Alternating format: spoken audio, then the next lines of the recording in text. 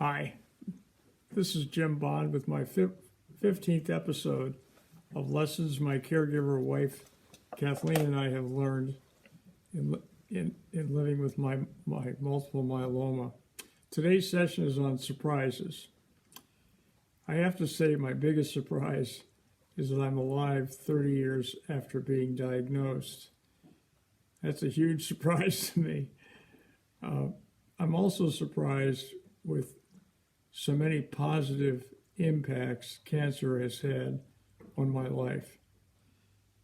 Granted, there have been negative impacts too, but the positive ones I really didn't expect, and they really have changed my life in a lot of different ways for the better. In terms of negative effects, I had a surprising thing happened about halfway through this 30 years. What the doctors thought was a cyst on the back of my skull, when they operated to take it off, they discovered it was not a cyst, but a plasmacytoma. And that was a big surprise to me, and another lesson learned from having myeloma. Another episode that was surprising was I was very lethargic and confused at one point. Again, it was around that same time, about 15 or so years ago. And my doctor actually thought I might have some kind of deep depression or something. I assured him I wasn't depressed.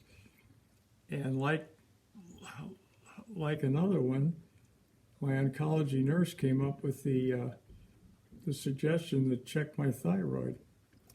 And she was right on point. My thyroid had blown out, so taking a pill every day solved that problem. Another oncology nurse surprised me by just looking at me and saying, "Jim, something doesn't seem right. I want to draw your blood before you go out of town on another trip," which she did. And she actually detected through just knowing me and treating me all the years that my platelets had really dropped very low, and it all led to leukemia. So those were big surprises and certainly had caused difficulties, which I expected to have with this incurable cancer.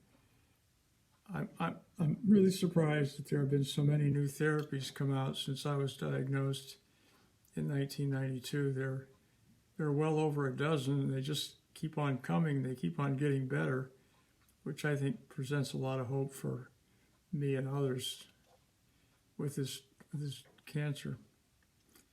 I'm very surprised that my doctors, who are top-notch doctors at leading institutions for cancer treatment, they both agree with me right now. They both agree with each other that my number one risk right now of dying is not cancer. They believe my number one risk right now is a systemic infection like a pneumonia or COVID or something like that. That presents more of a risk for me at 73 than my in-remission cancers. So that's surprising to hear them say that. Another surprising thing one doctor said years ago, after my first 10 years with him, before he retired, he said, "Jim, you're the most compliant patient that I've ever treated." And he had a very long, successful career as an oncologist. And that shocked me. I said, "Bob, I can't believe other patients aren't compliant with cancer." And he said, "Yeah." He said, "It is surprising, but it's true." So I do have to say that my caregiver wife, Kathleen, argues the point that I'm a compliant guy. She doesn't really think that I am. But there's more in my book. In the book, the Prophet's book, go to cancer charities. You can find my book by searching my name, Bond, and the word book and the word myeloma. That should get you there. So I look forward to talking to you in the next episode. Thank you.